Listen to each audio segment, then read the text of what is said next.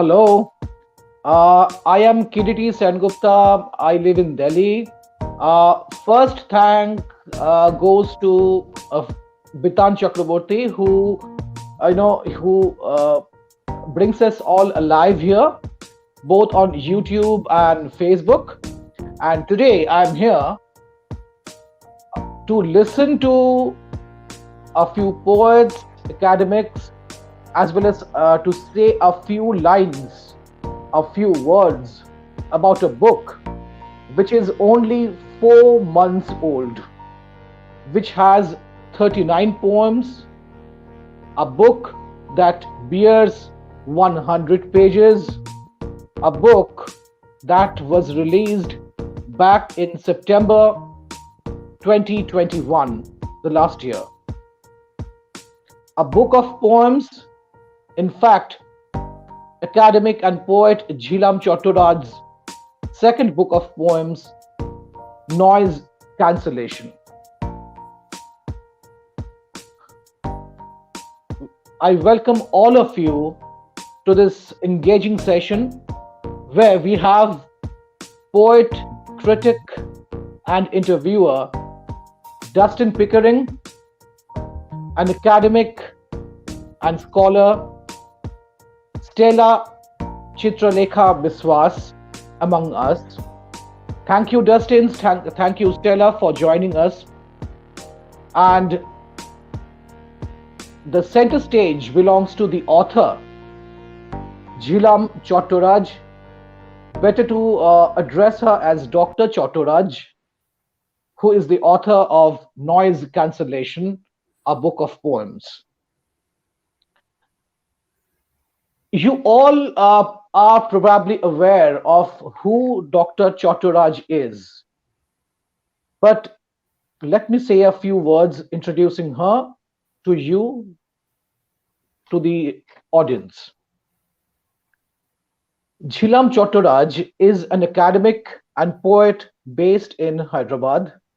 She has authored the books Corporate Fiction, Popular Culture, and the New Writers 2018, and the poetry collection When Lovers Leave and Poetry Stays.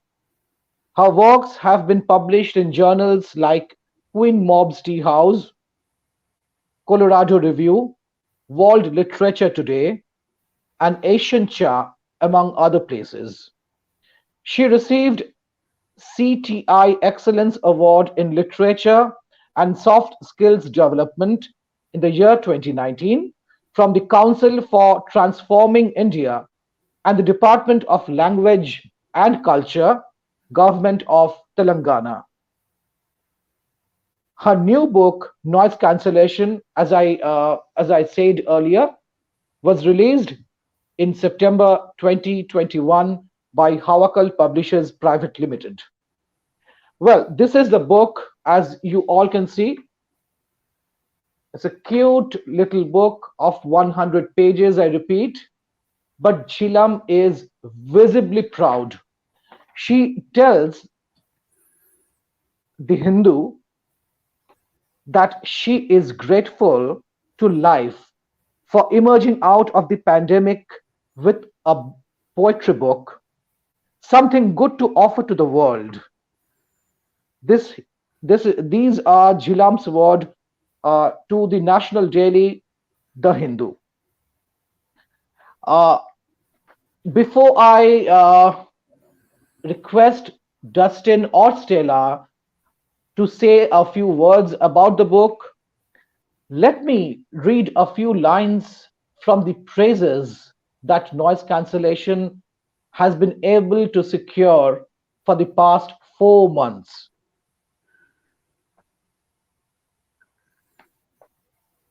Well, this is an excerpt from the review by Dr. Shayon Ij Bhomik, and this review was published in Kitab, that says Noise Cancellation is a curious book of poems. One may be tempted to believe that the poems that have found a place in this beautifully edited and curated collection that deal only with the oral and the picture on the cover may only accentuate that belief. But as one enters into the very private and protected world of this book, one is taken aback by the absolute riot of emotions springing upon the reader, a kind of a happy surprise that one gets opening a box of gifts. So, according to Shayon Bhomik, noise cancellation is nothing less than a gift. In another critic published in Cafe Dissensus, retired Professor B. Gopal Rao writes, Jhilam's poems are terse and jargon free. She has competently absorbed and made her own modes of approaching by talking candidly about some of the challenges and difficulties one faces in negotiating the untrodden corridors of life. Jhilam demonstrates in her discussion of poems how inseparable and impeccable are the key titles she has chosen for her poems. They blend artistically into coherent thematic structures by aptly designing the compositions with meticulous ease. Another very interesting review by Dr. Lal Din Pui, who works in the Department of English, Pachunga University College in Mizoram. She writes in her praise, noise cancellation is relevant in a world where everyone has been unsettled by the pandemic. Poems like Noise Cancellation and Poets of the Pandemic offer a sense of relief and release from the anxiety that surrounds us. In a time when the future seems bleak and hopeless, there is comfort. There is comfort and hope in all the poems. Very well known literary critic from India, Simin Ali, writes in her appreciation, the book is not just about personal relationships. It extends to look at the relationship people have with a location, with themselves. The struggle that one faces when outside of one's comfort zone extends to geographical spaces as well, resulting in discovering the multiple layers that a self can carry, either creating new ones or destroying versions of one's self in a lifetime. So, this 4-month old book of poems by Dr. Jhilam Chattaraj has been able to fetch rave reviews across the globe, be it in the Colorado Review, which is a prominent literary journal in the United States, or in the Hong Kong Review, or in academic venues or venues for literary discussions in India. Noise cancellation has achieved a place for herself. I like a book is like gender wise, it's she. So the book has achieved a place for herself in a quick span of only 4 months. But here today we have poet Dustin Pickering. I have not read a single line from his review, which was published in Colorado Review. The reason being, since we have the reviewer with us tonight, I would be very excited to ask him, Dustin, if you can remember, when I sent you a review copy of Noise Cancellation to your Houston address, can you tell us what was your initial remark as you open up the envelope which was delivered by Mazen? I was quite excited to receive the parcel, and I love the cover. It's beautiful, and I was very excited to read the book. I reviewed Dr. Chattaraj's first collection as well. And I felt this one was a dramatic increase of her poetic prowess. So it was a wonderful book to read, and I'm really proud to have been able to publish in the Colorado Review the review that was published there. Yes, Dustin. So, if I remember correctly, Dustin, you took only 3 to 4 days to finish the entire book, to Yes. read the poems, you read them again, and Hmm. then you approached your review. Yes. May I ask you, what was your experience like? Like, how did you approach the poems when you actually planned to write a full-fledged review for the book? Well, as I was reading through, and I do it, I do annotations. I underline passages that I find remarkable, and I try to incorporate those passages into the review, and generally look for broad themes, something I can say of ideas presented in a collection of poetry, and I did that with this book as well. And the review took about 2 or 3 hours to write, and it went Mhm. through the Colorado Review. I submitted it to them, and within about a month, they responded that they liked it. They thought it could use a little bit of editing, and it was a few very minor scrapes of some phrases they added to the review to clarify some ideas. And then they went ahead and published it. It took about 3 months to get on to their website after I submitted it. So it was a really remarkable process that did not added quite a bit of to my writing credentials, as well as to my anticipation of continuing to publish my own work. So I was really proud of that participation in that review. Do you have the copy handy Of the book or the review? of the book, of course? Oh, yes, I do actually. It's right here. Can you show the viewers a few of the lines that you underlined during the process of reviewing the book? Yeah, I can't do that. I can actually read some of these lines. I pulled one up here. There's phrases like "even the nudes cannot survive the ordinary" from Edible Stain, and that's on Page page number 62. Page 62. 62. Okay. I just quite a few lines that stood out.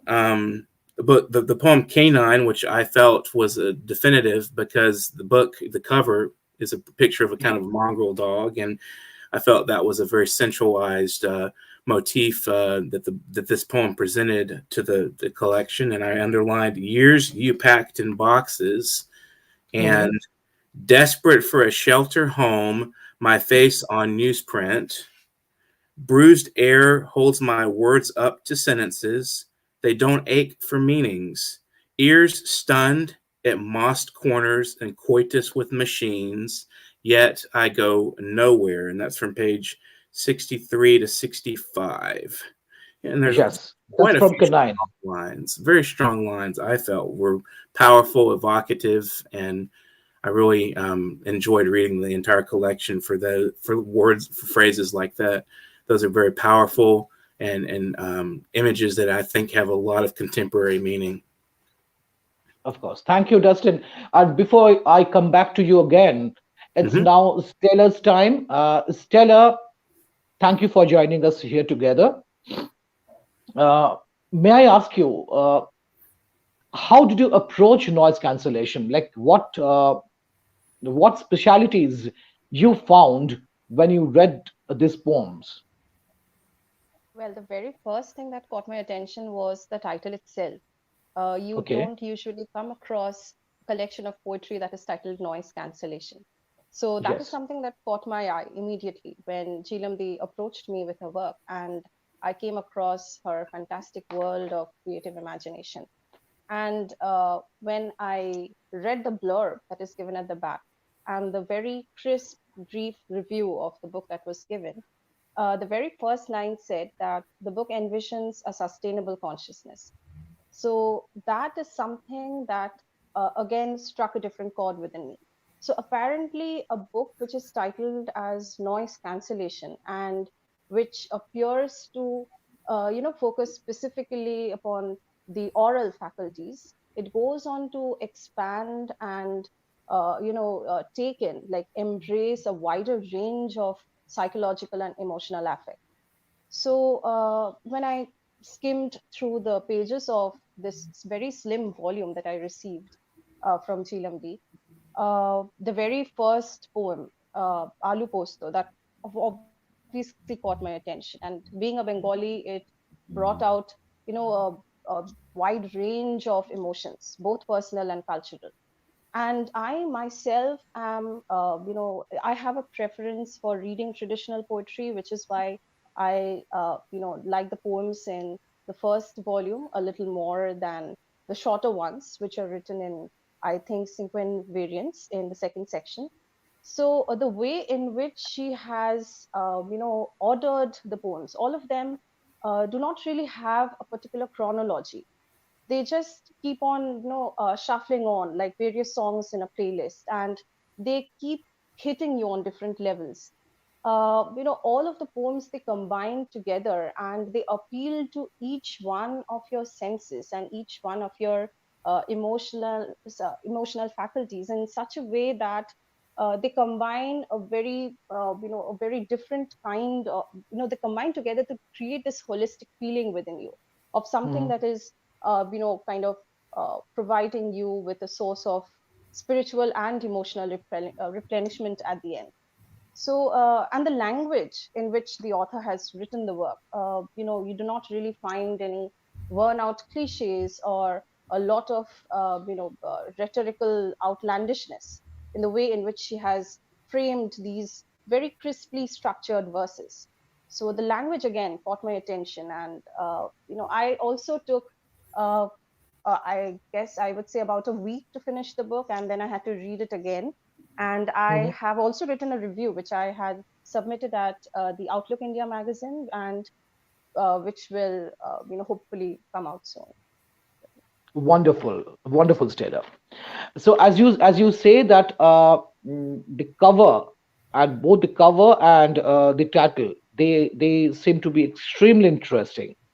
And Yes. if I'm right, uh, as soon as the book was released, sometime in September, it was the author who had a word with the Hindu about the background story of the title Noise Cancellation.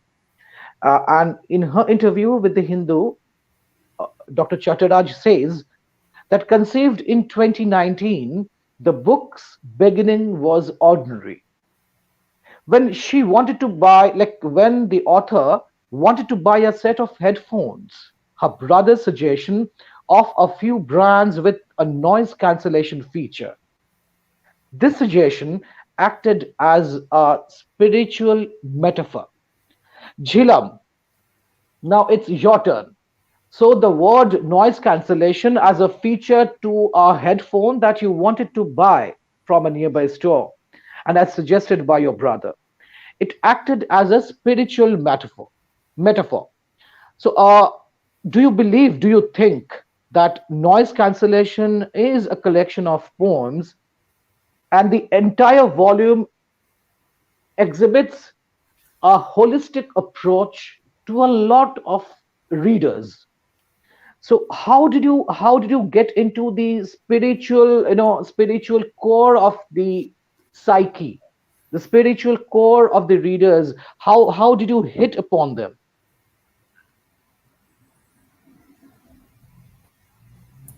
Yeah, thank you. Great question. Um, I wouldn't know whether I have been able to hit the spiritual core of readers, but I'm referring to my spiritual core when said that Had a word with Hindu, yeah. those words, noise cancellation, that was like a moment of epiphany for me, and that acted as a spiritual metaphor.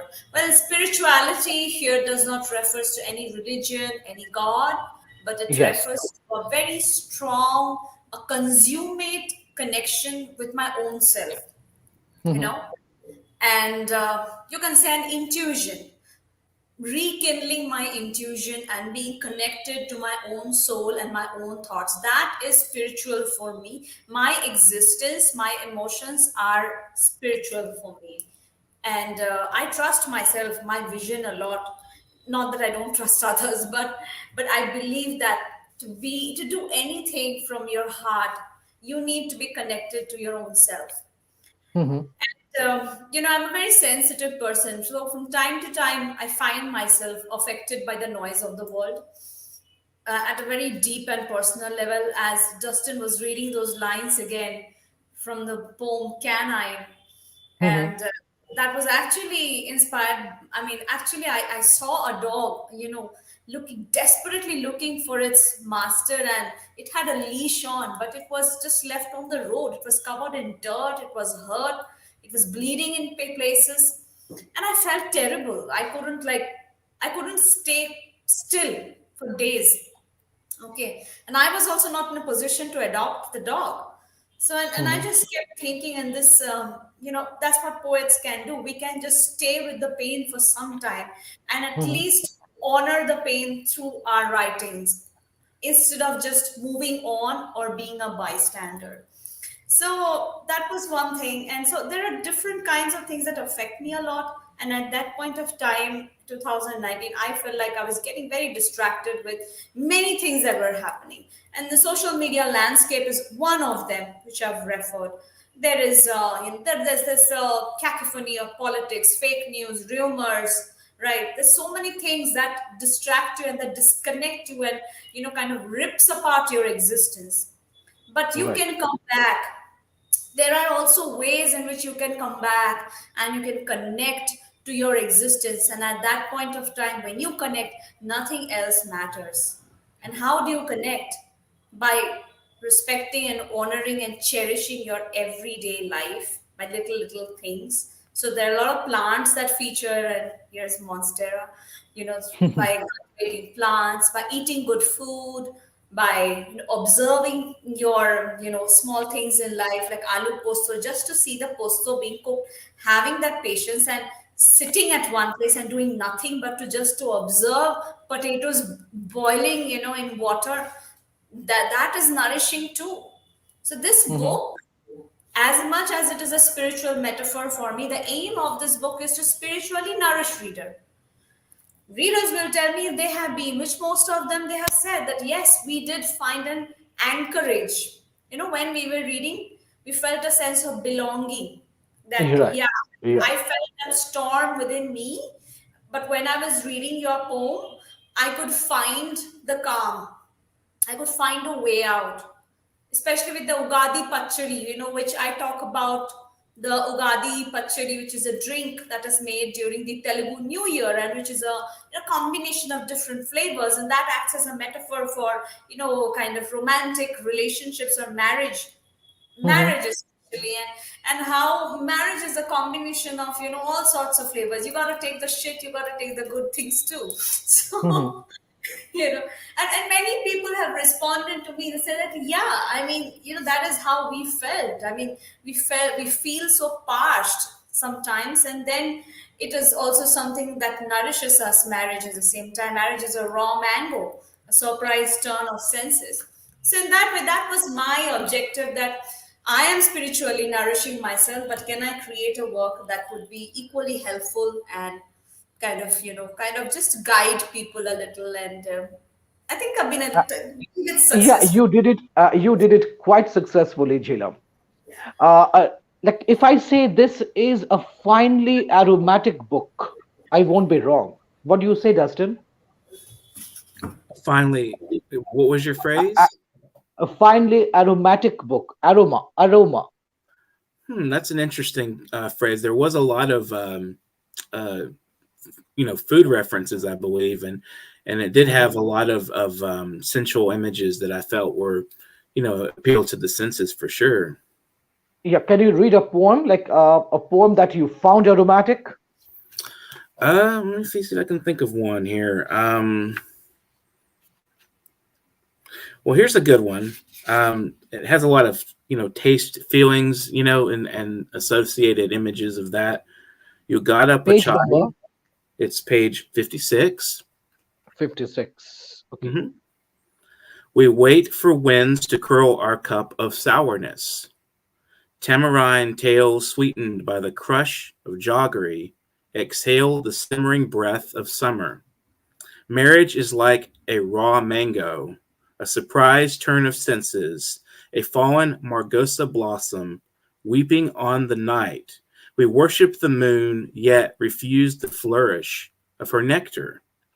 We harden into peppercorns, fingers furious, tap the soundless heat of agitation. Our voice breaks into salt, white, grainy, afraid of losing hair, wings, and words.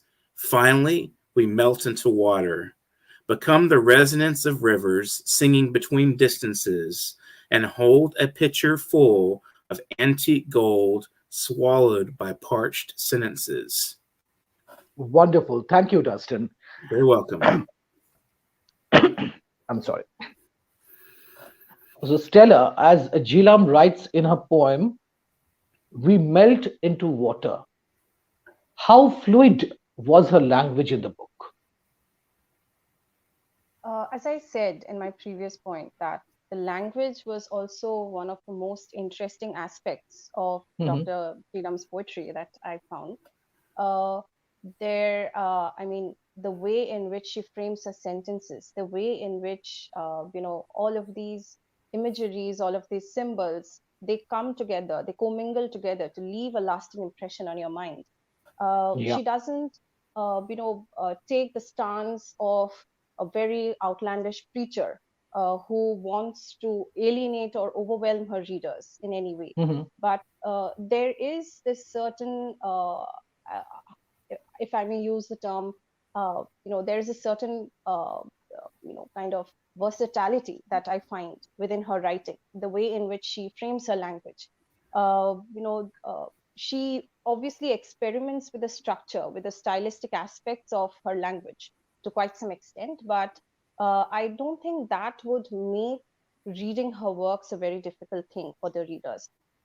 Perhaps it spices up their interest and their curiosity even further to explore the range of emotions and the synesthetic experience that her poetry sort of promises to bring about. So to support your statement, Stella, can you read a poem from the book, please? I'm very sorry, I do not have a copy of the book at hand. I'm so sorry. I'm equally sorry. For like, I couldn't. Like to read out a few poems. Sure. Jhilam, please, can you to support Stella's statement, whatever she is delivering? Can you read a poem or two from the book, please? Yeah, sure, I could do that. But I did send Stella a copy. Kiriti is very strict. She has told me whoever is doing, so you must a review or something, you must send a copy. So a copy has been sent. So I have a copy of the book, but I apologize. It's on your way. It's on your way. No, it is there. Maybe right now she doesn't have it. Yeah, okay. I do have a copy of the book. Okay. Right now she does not have it, so that's okay. Should I read Sari? Yes, please. Anything that talks about the fluidity of your language. Yeah, I would like to read Sari, or there's a lot of poems, and I have read Sari actually, and I can read one poem that I've not read anywhere. No one asked me about it. Just a minute, Jhilam. Stella, if you can you remember any one or two poems from the collection that actually, the poems that actually surprised you, or hit you hard? Yeah, one poem that I actually really liked from the collection was, I think, Park Street, 20th February 2020. Jhilam, can you read that poem? Yeah, okay. Thank you. Okay, I'll read that. It's at page number 23. So if you 23. want to see. Yeah. So, Kiriti, when was it written? It was written at the time that I went to Kolkata for the Oxford event. Yeah. So you are partly responsible for this poem. So thank you. Okay. Park Street, Kolkata, 28th February 2020. In the lake, the arms of the temples and the mosques are locked in each other's reflections. Taken from Farewell, The Country Without a Post Office by Aga Shahid Ali. 23rd February 2020. Infinite fury in the streets of Delhi. Blood songs of dappled gods bellowed beyond beginning. 5 days later, at Park Street, Kolkata, Friday ushered humans high on spring. In multitudes, they loosened hope. Sweet hymns, wet with rain, cleared the country's fog. Alleys, puzzles, effulgence. One could not tell the religion of gods. I saw with a pilgrim's eye lips praying, singing, waiting, loving. Biryani flavored winds lifted the thick lanes. Hawkers yelled prices of flowers, tolls, and keychains. Children cried over cheap ice creams. Their mothers bargained shoes and bangles. Could the same souls disembowel the city, dance on the debris of difference? Such are the melodies of my pendulous nation, endless ceremonies for sensual joys. Some bring belief with fire and knives, some preach faith like paper kites. Thank you. Thank you, Jhilam. That was a fabulous poem. Dustin, a question to you. Okay. In this poem, Jhilam writes, endless ceremonies for sensual joys. I repeat, endless ceremonies for sensual joys. How relevant do you find this particular line of phrase when you when you think about India? Mhm. Because I know, I'm sure you have quite a few Indian friends, Indian poets whom you know, Mhm. whom you talk with on a regular basis. So endless ceremonies of for sensual joys. How relevant is this line according to you? Well, I find that people of India are very uh, friendly. I will say that very, very affectionate and friendly, and sensual to me is obviously it's a very heartfelt word. I mean, it has a very to me. If, I think when I hear sensual, I think soft, like something soft and deep and it has texture, touch, or some kind of it's a very affectionate kind of feeling to it for me. And as far as the relevance to the book, I feel like that's a very good line to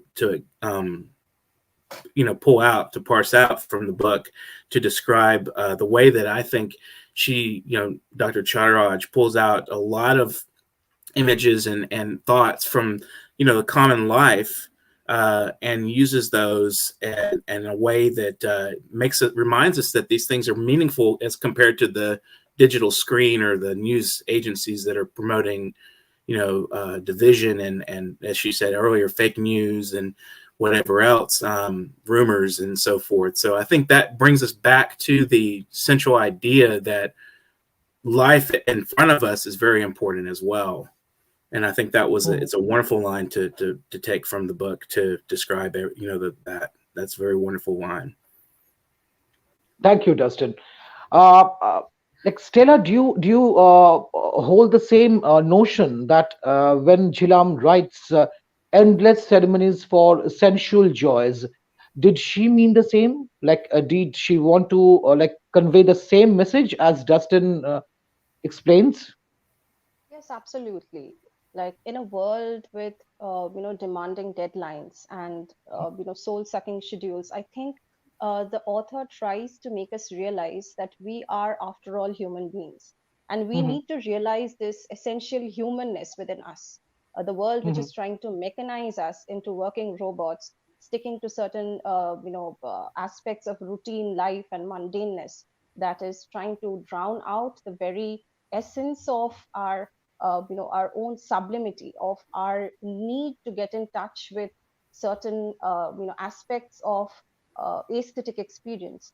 So Jhilam's works, they try to nourish us in a very wholesome way, not just one particular aspect of your mind, but also every aspect of your of your emotion, of your psychological being, the way in Mm-hmm. which you think and perceive about the little nit grits of everyday life. Mm-hmm. I was taken aback that each of the poems actually focus on very simple aspects of daily life. You do not find a lot of grandiose deliberations and complicated philosophies being thrown at us by the writer. She chooses to focus on, and I would say in a very microcosmic way, on some of the things that are apparently very trivial, but they are not to be Mm-hmm. dismissed as banal. I think that is where the relevance of her writing lies. We tend to rethink the way in which we are looking at life around us. We tend to rethink our patterns of perceiving the world around us. We need to, take breaks in between to stop and, delve into such, little moments of spiritual replenishment that, Mm-hmm. Dr. Jhilam Chattaraj's poetry offers us. So yeah, I Of, absolutely agree with what Dustin has said. of course, of course, because I'm not in a position, and I should not ideally ask the poet, although she is present here, that what exactly did you want to convey when you wrote this particular line, uh, uh, like sensory joys, endless ceremonies. What was the page number? It was 23. 23. Yeah, 23. 24. That line is at the next page, 24. 24. Yeah, endless ceremonies for sensual joys. But if we read the poem one more time, there are two beautiful lines written in it. Children cried over cheap ice creams. And remember, the poem is titled Park Street, Kolkata, 28th February 2020. You just forget the date. We, we better think about the location. It's Park Street, one of these most sophisticated areas in Calcutta, where the poet, where Jhilam finds children cried over cheap ice creams and their mothers bargained for shoes and bangles. This is a very common scene, like common occurrence in and around Park Street area. So, although the poem is titled according to the name of the location, according to the location of particular location in Calcutta, the poem elaborates or talks about the various contradictions that happen on a regular basis, on a day-to-day basis, where children, I'm sure Jhilam was not talking about children from the upper strata, because children belonging to the upper strata, they won't ever cry for cheap ice creams, whereas their mothers are bargaining for shoes and bangles. So even in one of the most sophisticated areas in Calcutta, we can look at children belonging to the lower strata of the society. And there lies the beauty of this poem. This is a marvelous poem. Jhilam, congratulations once again. And before we conclude this session, we are eager to hear you read a few poems, probably that you haven't read before, for any of the shows.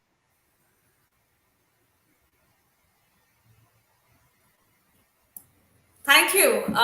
Marvelous deliberations. I guess, I wish we could have this as a written form and we could publish it in a journal, maybe. Let's see. And very relevant questions, Kiritida. Uh, Thank you for bringing out the essence of the book in so many ways. And we could have a huge deliberation on this poem, Park Street. And as you said, yes, there is a reflection of the class division, because as you said, when we think of Park Street, we always think of something very sophisticated where the rich kids go. Yeah. But on a Friday evening after the Friday prayers are said, you can see people from all diverse social classes and From all the religions. walks of life. Yeah, yeah. Yes. Everyone has their share of fun in their own way. And that was so beautiful for me to see that there was religion was not a barrier at that time. It was the place. People from everyone was having fun. I mean, they're just sitting on the pavement and they're just watching everyone else, and that's fun for them. So yeah, so as you said, for me to read a few poems, I'll take as Stella and as Dustin, both of them pointed out. One is that how one of the important aspects of this book is to present things that are mundane. They're not trivialized, and the ordinary is highlighted as the beautiful, as the necessary, as the a source of nourishment. And one of the poems that I will read now is The Toil of the Toddy. Okay, it is at page 25, where I talk about the life of the toddy tappers of southern India. I mean, I've seen them in southern India primarily, across Andhra, Telangana, Maharashtra. And while I was on a trip at a place in Andhra Pradesh, and I watched this toddy tappers, how they live, where they live, their children, and it is actually, this poem is born of one image where I saw the father carrying back the toddy home, and the children, they're all busy with their phones. Oh, they're watching something on the phone, and I was wondering, like, would they be doing the same thing as their father did? So here it goes without more explanations. Toil of the Toddy. Earthen pitchers hang from palmyra trees like earrings of an antique Egyptian woman. Faithful men gather at her feet, stirring sea-lit summers into her tubular sway.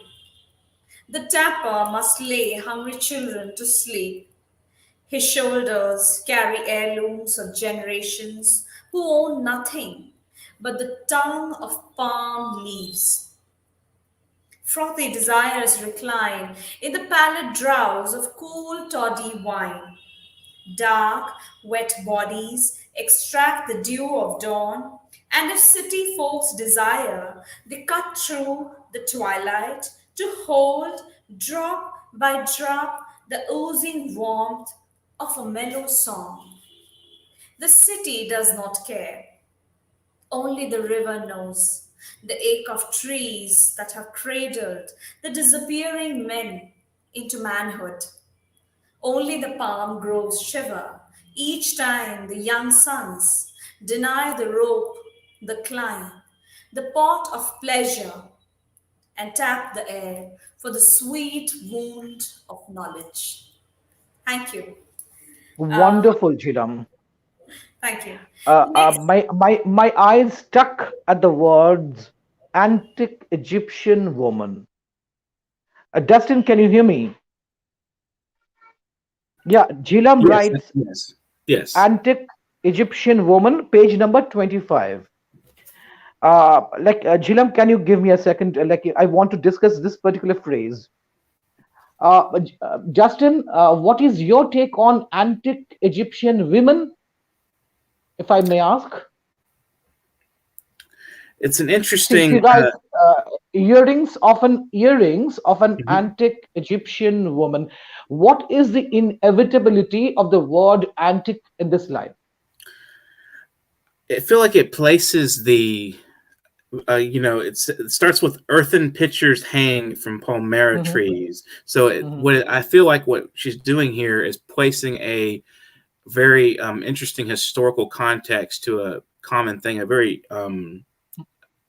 it's very common, trees and so forth are very simple things that we take for granted. And she's putting a really almost like a museum type feel to this. So it gives it a lot of relevance that brings to life the fact that even though this is a very common sight, it brings something of the nature of history into the. So it's not just a poem referring to the trees. She's not just talking about trees, but she's bringing in a historical reference or a historical feel, as well as like the cosmetic feel to it, like earrings of an antique Egyptian woman. So yeah, that I understand, Dustin. But what made me more interested is the poet hasn't used the word ancient. She wrote antique Egyptian woman. Why the word antique? Can you guess? Well, that's a Just very throw out women word. any wild guess. Instead of the word ancient, the poet wrote antique. I think the word antique has a little more of a human feel to it than ancient. Ancient, I guess I was referring like how it was historical sounding. Antique, it gives it a feeling of A human touch. almost like a sentimental, kind of like you think of an antique that has the connotation of a collectible or something meaningful, rather than ancient is more, I don't know, it would be almost more academic sounding. Right. Thank you so much, Dustin. Jhilam, next poem. Yeah, please. I think that's a great question. Why not ancient? Why antique? Well, actually, I thought over this while writing this, and I'm so glad you brought this up, Kiritida. And I shouldn't be answering it, but I'm so tempted to just kind of interrupt here and just say that I debated a lot between antique and ancient, and there were a few other substitutes, but antique sort of gave it a sacrilege kind of feeling to it, because you have not seen the trees. If you see the trees, these Palmyra trees, and these are huge trees, Dustin, you can just Google and see an image, or I'll try to send you some images that I took. And when the pots they hang around, and see, this is a tree that is giving livelihood to so many people, right? Okay. And how much are they earning? Very little. And and what is the business? The business of pleasure. They're getting some drink, right, which is intoxicating, Okay. and they're doing it for kind of people from the city, from the village, who come for like a weekend to the village, and they want to get drunk and they want to have like a good time. Okay. And these people, whenever it's like Zomato, they don't have a time restriction. If there's demand, if it's at 7 o'clock at night, the fellow has to get up on the tree with a very basic equipment, and the tree also has to give food, give the juice. The juice should be ready. Right. Look at how much the ecosystem around this tree, a Palmyra tree, and these men who have been doing this work for generations. Okay. They that's their caste. That's how I mean, I shouldn't use the word caste, but that's their profession. They do that. So I thought there is something very respectable, very holy, very sacrilege to it, and something so feminine, like a woman who gives so much to the world. Yeah. And whatever you give to a woman, she'll double it and triple it and give it back to you.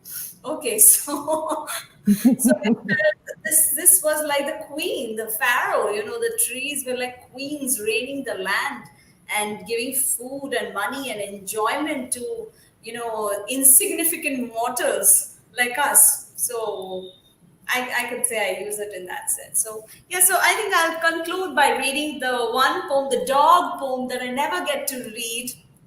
Is it canine? The canine, Dustin has referred to it. Okay. One more. There's another dog poem, a husky in Hyderabad, and Page huskies. number? Sorry, page number 27. 27. Okay. Yes. So, huskies are very fashionable dogs, and people, you'll see them, they need all ACs, and of course, in a hot country like this. But when I see them, and, I've observed how beautiful their eyes are, and I wonder that, do they ever long for the cold, the ice? I mean, that's where they were born.